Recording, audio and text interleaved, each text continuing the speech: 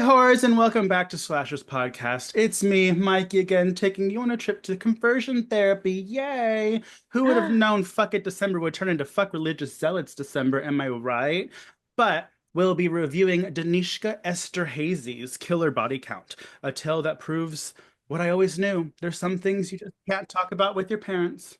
So, whatever, pack your bags, grab your lubes and prophylactics, because we're going to Fuck It Camp for Fuck It December.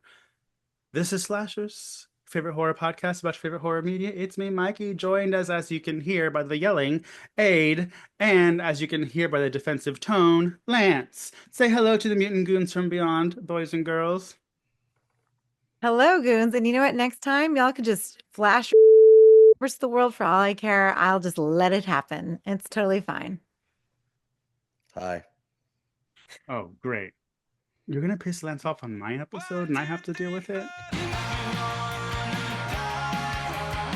You know, listening to the episodes, I'm like, geez, we can't go 5 seconds without Aid saying fuck or something. Oh my God. Yeah, she'd be really already done with this school. She'd be already on a list and somebody had already put her like into the get killed list. I'll tell you what though. The fuck did I say? Jesus. I didn't realize I deserved to die for it. Thank you. I don't think so. At this school, you would. I'm not saying in it's not a school, it's a camp. School camp. I will say that if I was in there, and this is just like when you send gay people to conversion therapy, it's like, yes, let's put a bunch of people with the same problem together. It's fuckathon. Yeah. Fuckathon December. And the guy who's the brother whose sister ran the place, he's not safe either. I'm gonna be on that dick like, yeah. Anyways, what we're talking about today, everybody, is Killer Body Count, released this year, I believe actually just a couple of weeks ago, running at about 1 hour and 49 minutes, or according to Aid through the gossiping whispers of Lance, 2 hours. That's what she told me. I was like, shit. She's like, you picked a 2-hour movie, and I was like, it's not a 2 hours. She's like, well, that's what Aid said. I was like, yeah. Okay, it was an hour and 50 minutes, which is almost 2 hours. So yes, I did tell him it was 2 hours. Then the game of telephone is still on the table. Yeah, I was like, so it's still there. Yeah.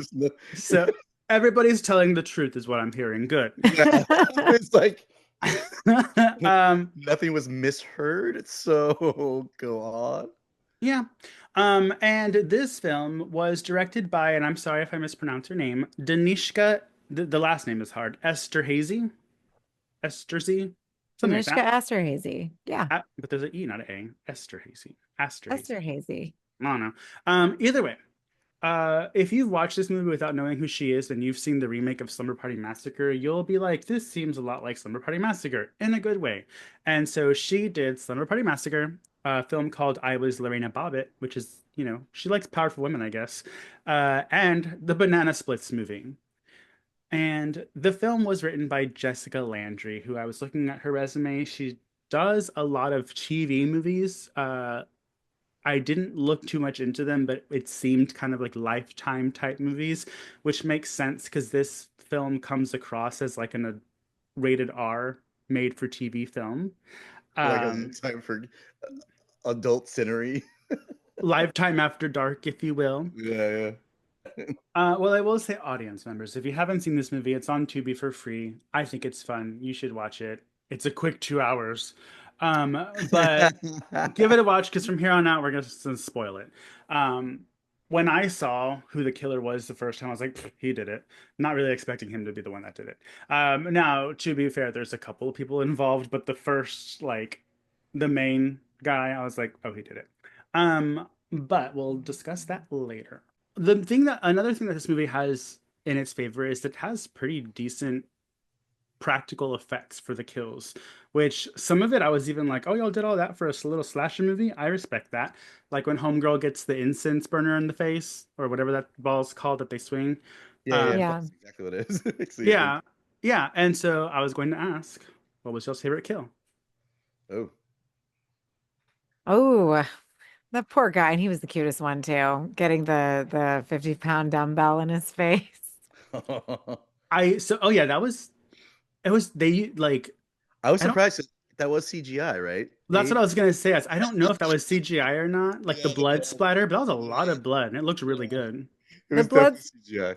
yeah, no, there was I mean, there was a lot of CGI blood in it, but it wasn't too noticeable. They did it effectively to where it was just, you could see just enough to where it didn't Yeah, take you out of it. And then also when they show him his face smashed open on the floor and with his the eyes. eyeballs sticking out, like that was what I liked about it, right? Because Yeah. the end result was good. And one of my favorite kills is in Starry Eyes, and it's when she picks up like the 5 pound dumbbell and just smashes the bitch's face. And now they use practical effects in that, I believe, and they show it. Like you Yeah. don't see it at an angle, like you do see it. But I mean, because it's scary, especially when you're in the gym all of the time. Like, when you're doing, I forget what they're called, You but when you're too. doing these with the barbell, the dumbbell over your face, I'm like, oh my God, what if I drop this on my face? I'd be dead. Appropriately, that's called a skull crusher.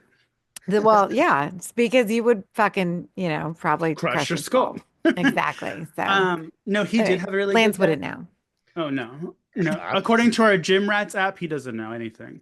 But um I will say that that guy, the guy who liked butt stuff. Did they all? I feel like they all like butt stuff. No, I think it was just that guy. That's the only guy that kept talking. And he even asked her, so you're not going to toss my salad? And I was like, whoa, we were hinting like that you could put fingers up his ass earlier, but now he just straight up is like, so you're not going to toss my salad? It's like another Um, guy giving me his back rub. He's like, "Can you like rub my back, bud?" that's normal. How are you Yeah, going to wash your back, Lance? yeah. Anyways, but he had also like a really good chase overall. Like, and it's funny because this director likes to put female tropes in slasher movies on men because that would have been a girl if it was another movie in that whole scene running around whatever hiding in the shower and then sneaking out and seeing the trail of blood. I love the effects of the girl getting uh hit in the face with the incense thing, but my favorite, and it's also because he's so fucking hot, the guy that's hooking up with Mia and he dies naked. Oh, the slice down his Ooh. chest. That Yeah. was good, and he was hot. That his chest, those daddy milkers, like, From um, stem to sternum. yeah, yeah. And I actually saw like a behind the scenes picture, and it was, I mean, of course, it's a like a not a body double, but a prosthetic body, and he's like standing shirtless next to it, and but it looks like him. Like you can't tell that it's a fake body. Lance, what was your favorite death? I mean, both of those were pretty good with the scented ball in the other one. Um, it was kind of cool. Maybe it's just because of the scene itself, but probably just the one where the main kind of bully slash camp leader gets just a regular slash to the throat, but the way it looked and because it was so up close, because sometimes when you get those up close throat cuts and stuff like that, they can look really bad, and that one actually looked really decent, and I was actually pretty like impressed with that because like a lot of times they try to hide things like those like a far distant, like what they did with the actual weights and stuff Yeah, like that and some other stuff. I thought that was really good. Like I like sometimes a simple just like normal like slasher, but like where it looks realistic enough, yeah, and that one looked and pretty good. she deserved it. Yeah, yeah, especially poor brother. Uh, Yeah, no, I mean, for an independent film that's a Tubi original, this really, especially with Tawny's character, like sort of just really dug its nails into you when you're watching it. And I was getting so fucking mad and just angry. And like, if Jessica Landry is a writer for TV, or I looked at some of the other things, yeah, it looks like made for TV crime drama films, which makes sense. She really did a lot with the characters. You get to know all of the characters and you get to see who they are and like by their actions. And Tawny is just fucking the worst. Like the yeah, worst. she's Like so not even like hateable. yeah, I can't even defend her. Like for so many women I can defend, like I can find something to defend. Her absolutely not. She does a really good job of making you want to punch her in the face, and then when she actually like gets sympathetic and she's like before the end, because in the beginning she has a little bit of faith that Cammy can kind of come out of this on top, and she has like those serious moments. It's like, is this gonna be something that like resolves her? But no. um but it also, what I also liked about this movie is even though it does come off as like a TV movie, I mean, that doesn't mean like it's written bad or has bad anything in it. Because sometimes, honestly, those Hallmark movies still get me. But there's there's like things that start getting more serious. Like Tawny as the biggest example. She's doing things that are like borderline abusive, but honestly, when I was in private school as elementary school and they used to whack you with a paddle, it's like it's not that bad. But but then she makes her kneel on pebbles for an extended period of time, and you're like, that's fucked up. But then when she starts pushing in Wyatt's wounds on her hand, I would have slapped the shit out of her right then and there, and I didn't even really care for Wyatt that much. Um, but like things start elevating, and then also the themes start elevating. Like it gets pretty deep because we realize that the reason why Cammy has not orgasmed is because Cammy's mom killed herself, and they were not religious, and her dad joined the church to find community, and the church basically was like, "Oh, your wife killed herself; she's in hell." And so ever since then, Cammy's dad has been basically like a religious nut Mhm. and has pushed it so much on Cammy that she can't get her nut. And it's just like it's fucked up, and I've always hated that. Never sat well with me, even when I was like in church and stuff. Like hearing the whole like the unforgivable sin is suicide, and I was like, well, that's not true because the Bible says every sin can be forgiven. That's just you saying that, but Yeah. but it goes deeper, and then with the monologues about Wyatt being the worst one there and why the grandmother wants her there, and the grandmother's like, I know everybody in church knows what she is, and I'm ashamed and I want it taken out of her and stuff. And so towards the end I'm kind of like, this is not the sexy feel good movie that I was watching a couple of minutes ago. Yeah, and that's where it starts to dig into you, right? And so you're getting angry and you're upset for these characters. And I feel I feel that Cammy has like so much potential in the movie that we could have explored. And while yes, I think her being able to finally orgasm or whatever is like a thing, right? It's one of the themes that she needs a release or whatever. Fine.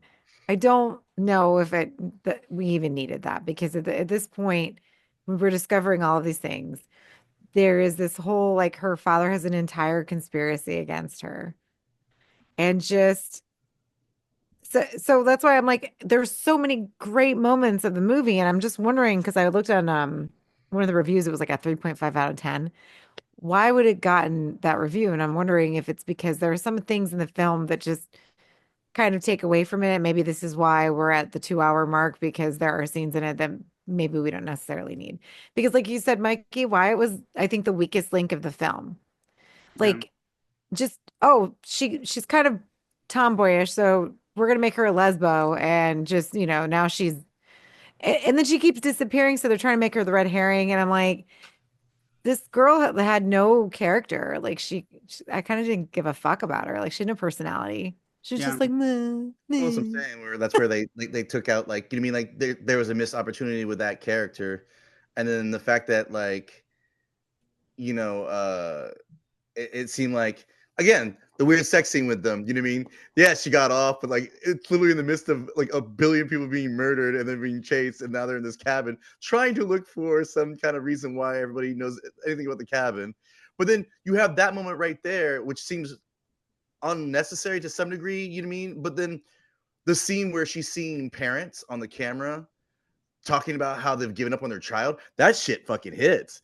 And yeah, you're like, wow, like you believe in this religion so much, even though you would think, I mean, the main thing of Christianity is never to judge, never to, you know, persecute people like this.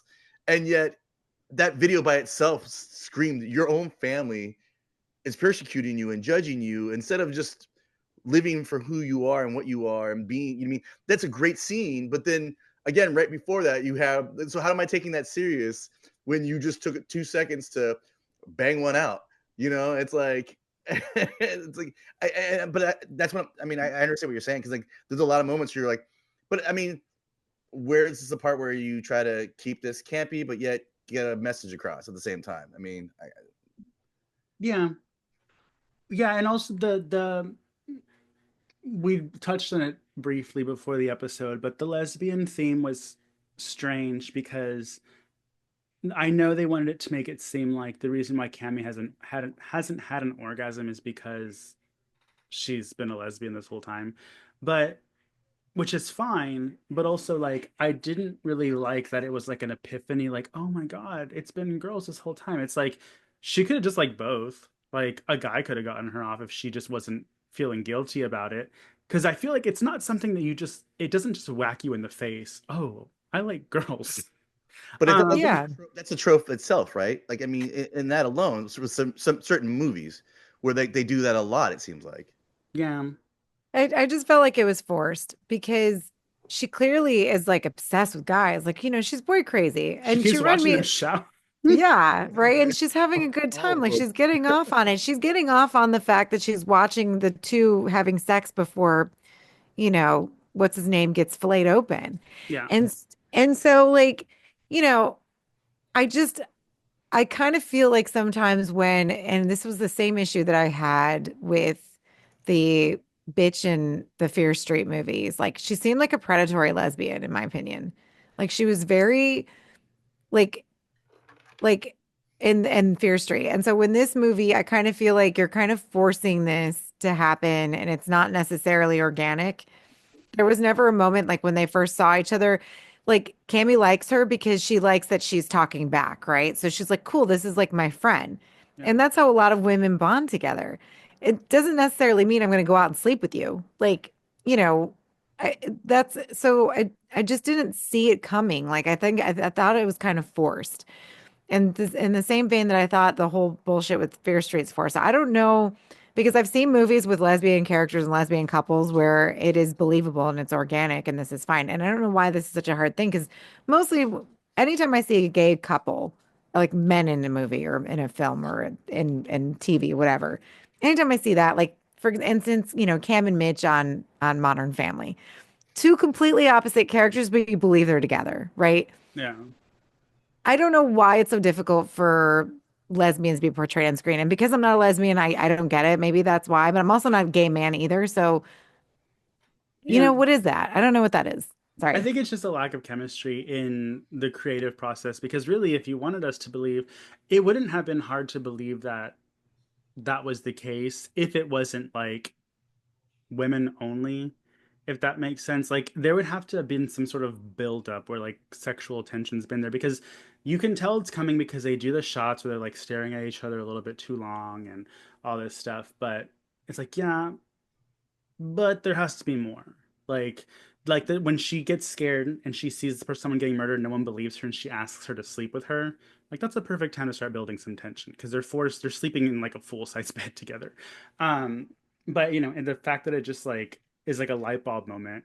She's but like, that's also oh something that seems very like girlfriendish stuff to do, anyways. You know what I mean? Like something that like most straight women are allowed to do or are accepted, you know what I mean, to do without any, oh, like the cuddling and yeah, the like yeah without any like some sexual attention to it. So for me, when I saw that, I was kind of like, well, that just seems normal. I knew in this that they weren't playing at that; they were like trying to build a different kind of tension in it. But I mean, to me, it was like kind of like, okay, cool. But at the same time, you could have started this right off the bat with this character, maybe when she's in the church at the beginning, even though she was doing something with the guy, maybe she had a moment where she brushed the girl, you know what I mean, and yeah had a certain feeling, but you don't get like Aid said, you don't get any of that until really she yeah. gets to this school, and then she's open to awareness of who she wants to be, which is Well, fine. Again, like who cares? But like, yeah, but even like to me like we're at a place in life where like this doesn't have to be a thing.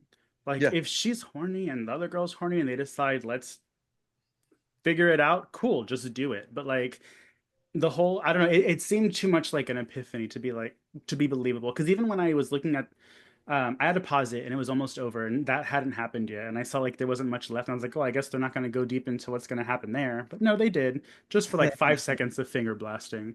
But um, speaking of traditional gender roles, um, oh, hang on, I had it. Where'd it go? Oh yeah, one of the things that they didn't fully addressed that they kept hinting to that I was like, yes, this is a great thing that needs to be addressed, but didn't go anywhere, is girls get it worse than boys when it comes to getting in trouble for sex.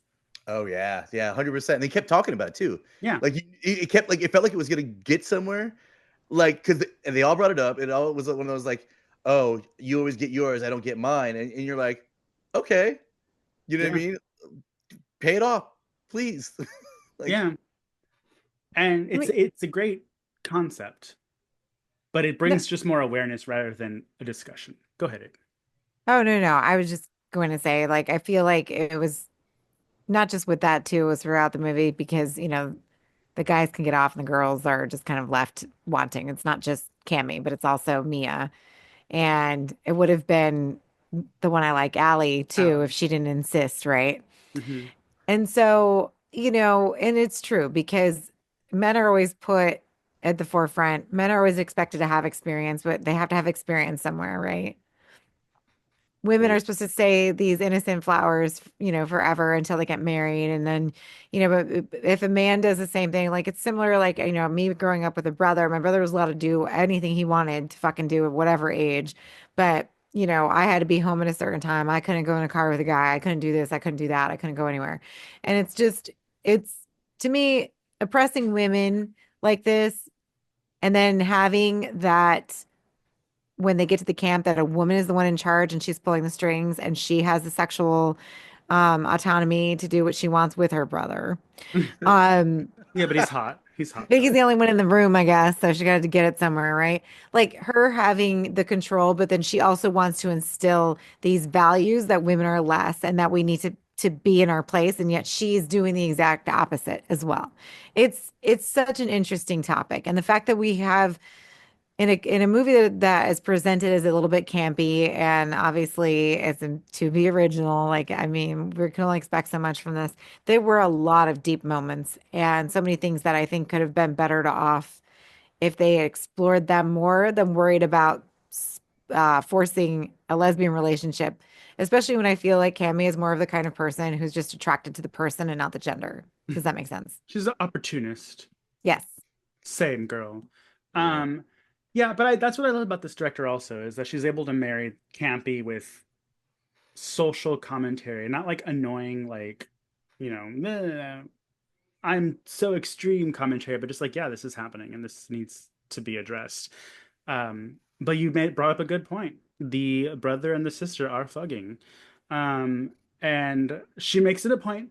She's reciting some verses while they're having sex, and she makes it a point to say that they have the same father, but not the same mother, or the other way. I Yeah, I was forgot. wondering if that was like a stepbrother thing, like one of those type vibes going on. I mean, I guess technically it's still the same, but not Yeah. really, I guess.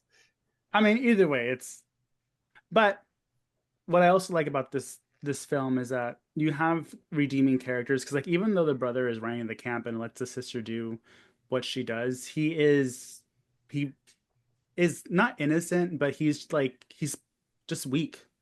And he's like, she does these things, she has power over me, but like on a one-on-one situation, like when oh my God, I'm feeling sad too. The porn music starts cueing. I was like, yes, tell us that, daddy dick. Uh, Pizza delivery. I know. But he actually like because when she puts her hand on his leg, I thought maybe he was gonna come off kind of skeezy and like, but he doesn't. He like is very innocent and he I was tries. waiting for that too. It was Yeah, like you're like going, and now he's going to be that I know. And then when it didn't happen, I was like, ugh, another star taken off. guy. Um, but Meh. he reprieves himself and he doesn't die. So that's another good survivor on our hands. But this movie actually had some funny parts. Oh, go ahead. Oh no, I was just gonna say it was interesting because remember when he's pulling the nails out of his hands to get out of, I assumed he was gonna help Cammy. Oh yeah, he totally goes right to And his then sister. he goes straight to the sister to like mourn her, and I'm like, oh, that's interesting because she's getting her ass whooped over here. And it was, Well, he's given a very almost like a damsel in distress role. You know how like in the 60s women in movies were like, I can't do anything without my husband, and Yeah. like, just acting completely dependent on someone else. That's kind of what he was giving me. Um, Did you guys think it was weird that in the end run the father kills himself, especially the fact that his wife took her own life, and so instead of killing his daughter, which I wouldn't have done, but I mean at the same time like he couldn't forgive himself, so he at that one moment he's literally probably in the same mindset as his wife was. I don't know, maybe not completely, but like he ends up taking his own life. So I mean, and all ideals according to his religion, you know what I mean? I think if, and this may be me just giving too much credit to the movie and also digging too deep, but honestly, having to kill your child is your own personal hell. And if you'd rather actually go to hell than kill your own child, and that's what he believes, he might have just done it. Or, it might have just broken him to finally be in a place where he's about to make it happen. And then he just decides to kill himself to save his kid. Or just turn around and kill the priest. I mean, that would have been just as justified. Wow, Lance. just just throwing it out there. Why kill yourself when you don't have to? You can both survive. It's like Well, I think it was just to emphasize a little more drama with this as well. Like, oh my gosh. And, at this point now she's essentially, an orphan, losing both parents to suicide. I'm like, it kind of fucking sucks for her. But the thing is, if you think about it, all their parents threw them under the bus Yeah. and consented to this. you imagine the contract. Like, what are you making them do right there? It's like, so if they end up missing and that you can't find them, that's your out. Well, they signed a clause, so like we can murder them. It's like Hmm. still illegal. Little orphan Cammy. Um, yeah, there was some funny lines in there. I can't remember which one I was gonna bring up, but there was some lines that made me chuckle, which I like to see in a horror movie. Not the whole time, but um, oh, I forgot what it was, but it was good. Um, Would you consider this more campy then? Than I mean, obviously, I would love to say it's kind of what would you say like a just a campy slasher? I think it's a campy slasher, but what's forgiving about it is it's not. It knows it's campy, but it's not purposely trying to be campy. It's not purposely trying to be funny. I mean, there's a couple of lines that are jokes, which are funny, which is fine, but it's not like they took it seriously, it seems like. And it kind of just reminds me like of an 80s slasher where it's campy by proxy.